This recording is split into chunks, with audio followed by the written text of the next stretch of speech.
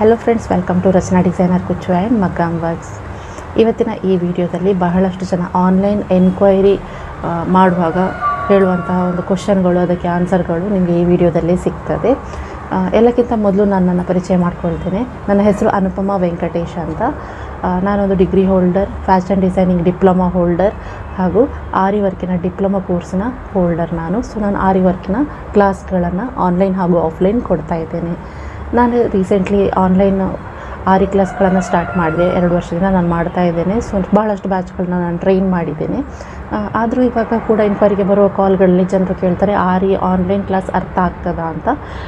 ನಾನು ಕೊಡ್ತಿರುವಂಥ ಕ್ಲಾಸಸ್ ಏನು ಅಂತ ಹೇಳ್ತೇನೆ. ನಾನು ಕೊಡ್ತಾ ಇರುವಂಥದ್ದು ಲೈವ್ ಕ್ಲಾಸ್. ಲೈವ್ ಅಂದರೆ ನಾನು ಅದರಲ್ಲಿ ಎದುರು ಕೂತು ನಿಮ್ಮ ಎದುರಿಗೆ 1 ಗಂಟೆ ನಾನು ಸ್ಟಿಚ್ಗಳನ್ನು ಕಲಿಸಿ, ನೀವು ಮಾಡಿದ ಸ್ಟಿಚ್ಗಳನ್ನು ಸಹ ನಾನು ನೋಡ್ತೇನೆ. ಸೊ ನಾನು ಎದುರು ಇರುವ ಕಾರಣ ಇದು ನಾವು ಎದುರು ಬದುರು ಕೂತು ಮಾಡ್ತಿರೋ ಆ್ಯಕ್ಟಿವಿಟಿ. ಸೊ ನಿಮಗೆ ಅಲ್ಲಿ ಟೀಚರ್ ಇದ್ದಾರೆ, ಡೌಟ್ ಇದ್ದರೆ ನೀವು ಅಲ್ಲೇ ಆವಾಗಲೇ ಡೌಟ್ ಕೇಳಿ ಕ್ಲಿಯರ್ ಮಾಡ್ಕೊಳ್ಬೋದು. ದಿನಕ್ಕೆ 1 ಅಥವಾ 2 ಸ್ಟಿಚ್ ಕಲೀಲಿಕ್ಕೆ ನಿಮಗೆ ಇರ್ತದೆ.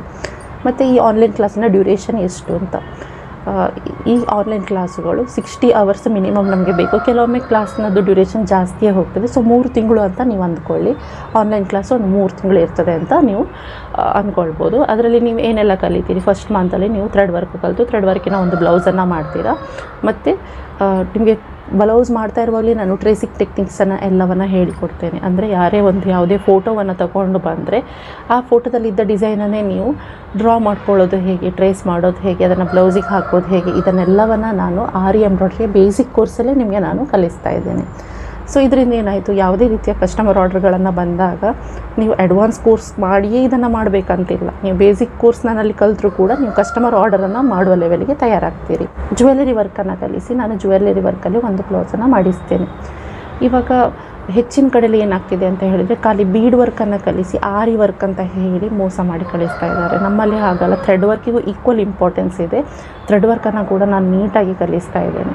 ಸೊ ನಮ್ಮೆಲ್ಲ ಸ್ಟೂಡೆಂಟ್ಸ್ ಇದು ಸ್ಯಾಟಿನ್ ಸ್ಟಿಚ್ಚನ್ನು ನೋಡಿದಾಗ ನಿಮಗೆ ವರ್ಕಿನ ಕ್ವಾಲಿಟಿ ಖಂಡಿತ ಗೊತ್ತಾಗ್ತದೆ. ಇನ್ನು ನಿಮಗೆ ಬೇರೆ ಎನ್ಕ್ವೈರಿ ಏನಂತ ಹೇಳಿದರೆ, ಇದನ್ನು ಯಾರು ಕಲಿಬೋದು, ಆನ್ಲೈನ್ ಕ್ಲಾಸ್ ಯಾರಿಗಾಗಿ ಅಂತ. ಆನ್ಲೈನ್ ಕ್ಲಾಸ್ ಯಾರಿಗೆ ಅಂತ ಹೇಳಿದರೆ, ಯಾರ ಮನೆ ತುಂಬ ಒಳಗಿದೆ, ಟ್ರಾನ್ಸ್ಪೋರ್ಟ್ನ ಫೆಸಿಲಿಟಿಗಳು ಇಲ್ಲ, ಅಥವಾ ತುಂಬ ದೂರ ಅವ್ರು ಬರಬೇಕಾಗ್ತದೆ, ಆಫ್ಲೈನ್ ಕ್ಲಾಸ್ಗಳು ಅವರ ಮನೆ ಹತ್ತಿರದಲ್ಲಿ ಇಲ್ಲ, ಅಥವಾ ತುಂಬ ಟ್ರಾವೆಲ್ ಮಾಡಬೇಕಾಗ್ತದೆ, ಅಂಥವರಿಗೆ ಆನ್ಲೈನ್ ಕ್ಲಾಸ್ ಬೆಸ್ಟ್. ನೀವು ನಿಮ್ಮ ಮನೆಯಲ್ಲೇ ಕೂತ್ಕೊಂಡು ದಿನಕ್ಕೆ 1 ಗಂಟೆ ಇನ್ವೆಸ್ಟ್ ಮಾಡಿ ಚಂದದಲ್ಲಿ ಆರಿ ಎಂಬ್ರಾಯ್ಡ್ರಿನ 3 ತಿಂಗಳಲ್ಲಿ ಕಲಿತು 2 ಬ್ಲೌಸು ಮಾಡ್ಕೊಳ್ಬೋದು. ಮತ್ತು ಸಣ್ಣ ಮಕ್ಕಳ ತಾಯಂದಿರು, ಈಗ ಮಕ್ಕಳು ಚಿಕ್ಕವರಿದ್ದಾಗ ನಾವು ಮಕ್ಕಳಿಗೆ ಜಾಸ್ತಿ ಅಟೆನ್ಷನನ್ನು ಕೊಡಬೇಕಾಗ್ತದೆ. ನಮಗೂ ಒಂದು ಹಾಬಿ ಅಂತ ಇರಬೇಕು, ಹೌದಾ, ಅಥವಾ ನಮಗೂ ಒಂದು ಬೇರೆ ರೀತಿಯ ಒಂದು ವರ್ಕ್ ಅಂತ ಇರಬೇಕು, ಅಥವಾ ರೆಗ್ಯುಲರ್ ರೂಟೀನಿಂದ ಒಂದು ಎಸ್ಕೇಪ್ ಅನ್ನೋದು ಬೇಕಿರ್ತದೆ. ಅಂಥವರು ಕೂಡ ದಿನಕ್ಕೆ 1 ಗಂಟೆಯನ್ನು ಆರಿ ಎಂಬ್ರಾಯ್ಡ್ರಿ ಕಲಿತು ನಿಮ್ಮ ಕ್ರಿಯೇಟಿವಿಟಿಯನ್ನು ನೀವು ಎಕ್ಸ್ಪ್ಲೋರ್ ಮಾಡ್ಬೋದು. ಇನ್ನು ಕೆಲವರು ವರ್ಕಿಂಗ್ ಪ್ರೊಫೆಷ್ನಲ್ಗಳು ಕೂಡ ಅವರ ವರ್ಕಿನಿಂದ ರಿಲೀಫ್ ಬೇಕು ಅಂತ ದಿನಕ್ಕೆ 1 ಗಂಟೆ ಆರಿ ಎಂಬ್ರಾಯ್ಡ್ರಿನ ಕಲಿಲಿಕ್ಕೆ ಇಷ್ಟಪಡ್ತಾರೆ. ಈ ಡಾಕ್ಟರ್ಸ್, ಇಂಜಿನಿಯರ್ಸ್, ಲಾಯರ್ಸ್ ಅಥವಾ MBA ಆದವರು, ಈ ಥರ ಬಹಳಷ್ಟು ಕೆಟಗರಿಯ ಜನರು ನನ್ನ ಹತ್ರ ಬಂದು ಆರಿ ಎಂಬ್ರಾಯ್ಡ್ರಿನ ಕಲಿತು ಹೋಗಿದ್ದಾರೆ. ಖಾಲಿ ದುಡ್ಡಿನ ಪರ್ಪಸ್ಸಿಗೆ ಅಂತಲ್ಲ, ಒಂಥರ ನಮಗೆ ಅದು ಚೇಂಜ್ ಇರ್ತದೆ. ನಮ್ಮ ರೂಟೀನ್ ಲೈಫಿಂದ ಒಂದು ಎಸ್ಕೇಪ್ ಇದ್ದ ಹಾಗೆ ಇರ್ತದೆ, ಒಂದು ನಮ್ಮ ಕ್ರಿಯೇಟಿವಿಟಿಯನ್ನು ನಾವು ಎಕ್ಸ್ಪ್ಲೋರ್ ಮಾಡಿದ ಹಾಗೆ ಇರ್ತದೆ. ಇನ್ನು ಕೆಲವರೊಂದು ಡಾಕ್ಟರ್ನ ಸಜೆಷನ್ನ ಮೇರೆಗೆ ನಮ್ಮಲ್ಲಿ ಬಂದು ಆರಿ ವರ್ಕ್ ಕಲಿತವರಿದ್ದಾರೆ.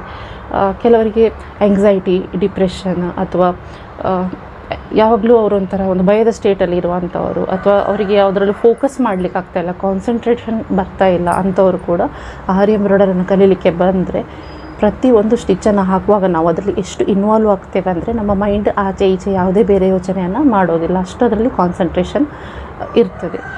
ಕೈಯ ಯಾವುದೇ ರೀತಿಯ ಬೆರಳಿನ ಸಮಸ್ಯೆ ಇದ್ದವರು, ಅಂದರೆ ಈಗ ನಿಮಗೆ ಕೈ ಸ್ಟಿಫ್ನೆಸ್ ಇದೆ ಅಥವಾ ವಾತ ಅಂತ ಹೇಳ್ತೇವೆ, ಆ ಥರ ಇರ್ಬೋದು, ಅಥವಾ ನಿಮಗೆ ಕೈಯದು ನ್ಯೂರಲ್ ಪ್ರಾಬ್ಲಮ್ಸ್ ಇರ್ಬೋದು, ಅಂಥವರಿಗೆ ಡಾಕ್ಟರ್ಸ್ ರೆಕಮೆಂಡ್ ಮಾಡ್ತಾರೆ ಇಂತಹ ಕ್ರೋಶೆಟ್, ನಿಟ್ಟಿಂಗ್ ಅಥವಾ ಎಂಬ್ರಾಯ್ಡರಿ ಅಂಥ ಆ್ಯಕ್ಟಿವಿಟಿಗಳನ್ನು ಮಾಡಿದಾಗ ನಿಮ್ಮದು ಬೆರಳಿನ ಫ್ಲೆಕ್ಸಿಬಿಲಿಟಿಗಳು ಬೆಟರ್ ಆಗ್ತದೆ ಅನ್ನೋ ಕಾರಣಕ್ಕೆ ನನ್ನ ಹತ್ರ ಬಂದು ಕಲಿತು ಹೋದವರು ಇದ್ದಾರೆ.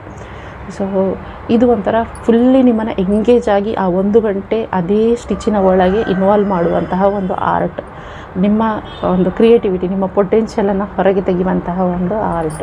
ಫಸ್ಟ್ ಒಂದು 10 ಡೇಸ್ ತುಂಬ ಕಷ್ಟ ಅಂತ ಅನ್ನಿಸ್ತದೆ. ನೀಡಲ್ ರೊಟೇಷನ್ ಅರ್ಥ ಆಗೋದಿಲ್ಲ, ಅಯ್ಯೋ ನಾನು ಯಾಕೆ ಸೇರಿದೆ, ನನಗೆ ಇದು ಬೇಡ ಇತ್ತು ಅಂತ ಅನ್ನಿಸ್ತದೆ.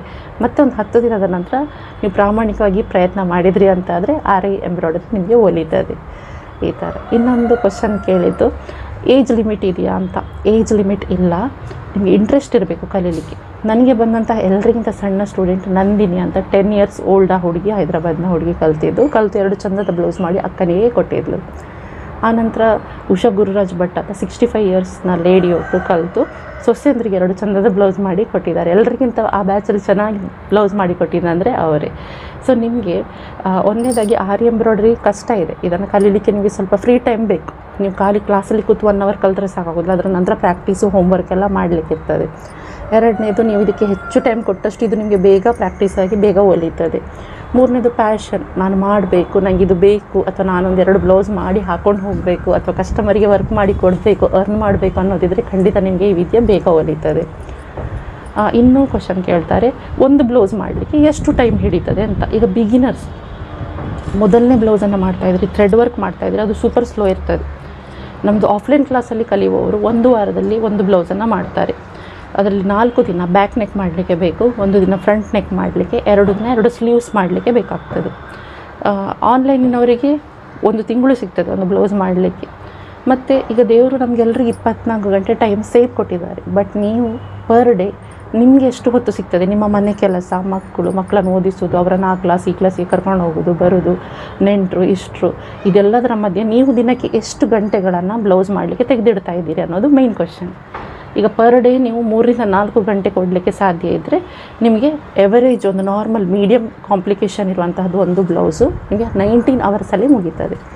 ಅದೇ ನಿಮಗೆ ತುಂಬ ಕಷ್ಟದ ಬ್ಲೌಸ್ ಬಂತು ಒಂದು 24 ಅವರ್ಸ್ನಷ್ಟು ಟೈಮ್ ಬೇಕಾಗ್ತದೆ.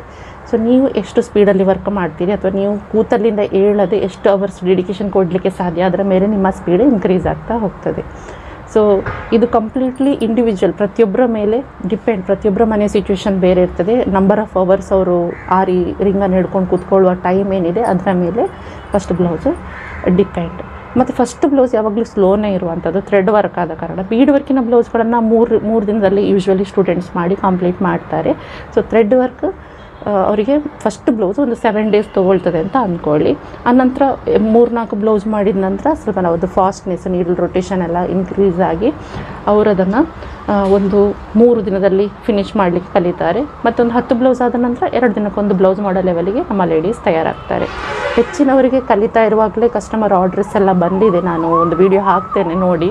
ಇದರ ನೆಕ್ಸ್ಟ್ ವಿಡಿಯೋ ಅದರ ಬಗ್ಗೆ ಇದೆ. ನಮ್ಮ ಆನ್ಲೈನ್ ಕ್ಲಾಸ್ನ ಸ್ಟೂಡೆಂಟ್ಸ್ ಏನು ಮಾಡ್ತಾ ಇದ್ದಾರೆ, ಹೇಗೆ ಕಲಿತಾ ಇದ್ದಾರೆ, ಅವ್ರು ಫಸ್ಟ್ ಬ್ಲೌಸ್ ಸೆಕೆಂಡ್ ಬ್ಲೌಸ್ ಮಾಡ್ತಾ ಇರುವಂಥ ವಿಡಿಯೋಗಳನ್ನೇ ನಾನು ನಿಮಗೆ ಕಳಿಸಿ ಕೊಡ್ತಾ ಇದ್ದೇನೆ. ನೋಡಿ, ಖಂಡಿತ ಅದನ್ನು ಸ್ಕಿಪ್ ಮಾಡಬೇಡಿ. ಇನ್ನು ಕಸ್ಟಮರ್ ಆರ್ಡರ್ಸನ್ನು ಯಾವಾಗ ತೊಗೊಳ್ಬೋದು ಅಂತ. ಈಗ ಯಾರ್ದು ಫಸ್ಟ್ ಬ್ಲೌಸ್ ನೀಟಾಗಿರ್ತದೆ ಅವರಿಗೆ ನಾನು ಆವಾಗಲೇ ಹೇಳ್ತೇನೆ ನೀವಿನ್ನು ಕಸ್ಟಮರ್ ಆರ್ಡರ್ಸ್ ತೊಗೊಳ್ಬೋದು ಅಂತ.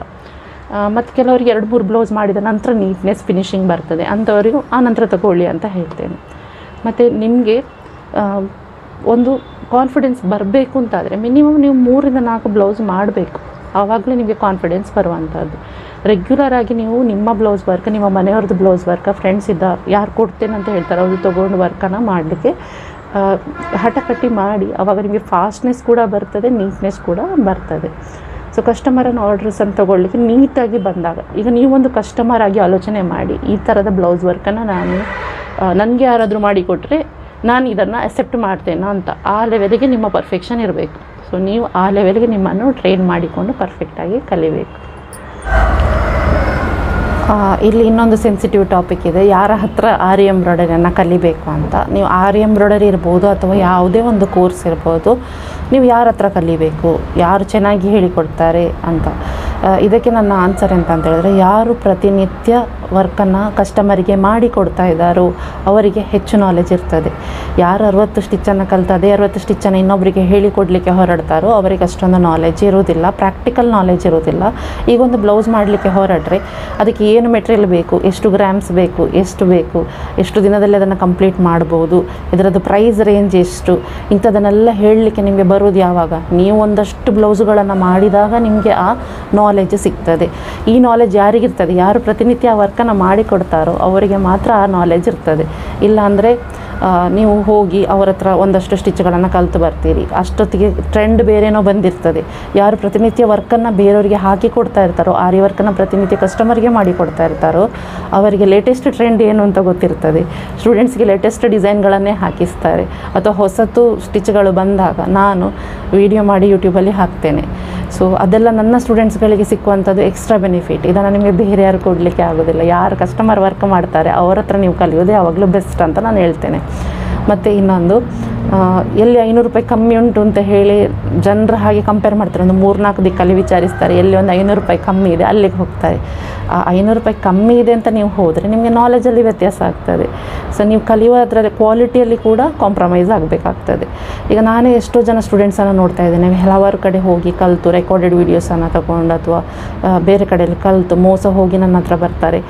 ನಮಗೆ ಬ್ಲೌಸ್ ಮಾಡೋದನ್ನು ಕಲಿಸಲಿಲ್ಲ, ನಮಗೆ ಟ್ರೇಸಿಂಗ್ ಟೆಕ್ನಿಕನ್ನು ಕಲಿಸಲಿಲ್ಲ, ನಮಗೆ ಕಸ್ಟಮರ್ಗೆ ಹಾಕಲಿಕ್ಕೆ ಬರೋದಿಲ್ಲ, ನಾನು 6 ತಿಂಗಳು ಕಲಿತೆ, ನಾನು ಒಂದು ಬ್ಲೌಸ್ ಕೂಡ ಮಾಡಲಿಲ್ಲ ಅಂದವರು ಇದ್ದಾರೆ. ಆನಂತರ ಇನ್ನೂ ಕೆಲವರಿದ್ದಾರೆ, ಅವರೇನು ಹೇಳ್ತಾರೆ ಅಂದರೆ ನನಗೆ ಬೀಡ್ ವರ್ಕ್ ಮಾತ್ರ ಕಲಿಸಿದ್ದಾರೆ, ನನಗೆ ಬೀಡ್ ವರ್ಕ್ ಚೆನ್ನಾಗಿ ಬರ್ತದೆ, ನನಗೆ ಥ್ರೆಡ್ ವರ್ಕ್ ಬರೋದಿಲ್ಲ ಮೇಡಮ್, ನನಗೆ ಥ್ರೆಡ್ ವರ್ಕ್ ಮಾತ್ರ ಕಲಿಸ್ತೀರಾ ಅಂತ. ನೋಡಿ, ಇದೆಲ್ಲ ಸಿಚುವೇಶನ್ಸ್. ನಿಮಗೆ ಆರಿ ವರ್ಕ್ ಅಂತ ಹೇಳಿದರೆ ಅದರಲ್ಲಿ ಥ್ರೆಡ್ ವರ್ಕ್ ಒಂದು part, second part bead work. ನಿಮಗೆ ಥ್ರೆಡ್ ವರ್ಕು ಈಕ್ವಲಿ ಗುಡ್ ಇರಬೇಕು, ನೀವು ಅದರಲ್ಲಿ ಬೀಡ್ ವರ್ಕ್ ಕೂಡ ನಿಮಗೆ ಕರೆಕ್ಟಾಗಿ ಬರಬೇಕು. ನಾನು ಕಲಿಸುವಾಗ ಥ್ರೆಡ್ ವರ್ಕನ್ನು ಕಲಿಸಿ ಥ್ರೆಡ್ ವರ್ಕಲ್ಲಿ ಒಂದು ಬ್ಲೌಸನ್ನು ಮಾಡಿಸ್ತೇನೆ, ಮತ್ತು ಬೀಡ್ ವರ್ಕ್ ಕಲಿಸಿ ಅದರಲ್ಲಿ ಕೂಡ ಒಂದು ಬ್ಲೌಸನ್ನು ಮಾಡಿಸ್ತೇನೆ. ಇವಾಗ ಎರಡನ್ನೂ ನೀವು ಈಕ್ವಲಾಗಿ ಕಲ್ತಿರುವ ಕಾರಣ ನಿಮಗೆ ಕಸ್ಟಮರ್ ಆರ್ಡರ್ ಬಂದಾಗ 80% of the blouses basic course ಕಲಿತೆ ನೀವು ಮಾಡ್ಬೋದು. ನಾನು ಟ್ರೇಸಿಂಗ್ ಟೆಕ್ನಿಕನ್ನು ಕೂಡ ಬೇಸಿಕ್ ಕೋರ್ಸಲ್ಲೇ ಕಲಿಸ್ತಾ ಇದ್ದೇನೆ. ನೀವು ಸ್ಟಿಚಿಂಗ್ ಕಲೀಲಿಕ್ಕೆ ಹೋಗಿ, ಮೆಷಿನ್ ಎಂಬ್ರಾಯ್ಡರಿ ಕಲೀಲಿಕ್ಕೆ ಹೋಗಿ, ನೀವು ಯಾವುದೇ ಸಬ್ಜೆಕ್ಟನ್ನು ಕಲೀಲಿಕ್ಕೆ ಹೋಗಿ ಫಸ್ಟ್ ನೀವು ಕೇಳಬೇಕಾದ್ದು ಟೀಚರ್ ಹತ್ರ ನೀವು ಮಾಡಿದ ವರ್ಕನ್ನು ತೋರಿಸಿ, ನಿಮ್ಮ ಸ್ಟೂಡೆಂಟ್ಗಳು ಮಾಡಿದ ವರ್ಕನ್ನು ತೋರಿಸಿ. ಅದನ್ನು ನೋಡಿದ ತಕ್ಷಣ ನಿಮಗೆ ಅಂದಾಜಾಗ್ತದೆ ಅವ್ರು ನಿಮ್ಮನ್ನು ಯಾವ ಲೆವೆಲ್ಗೆ ಟ್ರೈನ್ ಮಾಡ್ತಾರೆ ಅನ್ನೋದು ನಿಮ್ಗೆ ಆವಾಗಲೇ ಅಂದಾಜಾಗ್ತದೆ.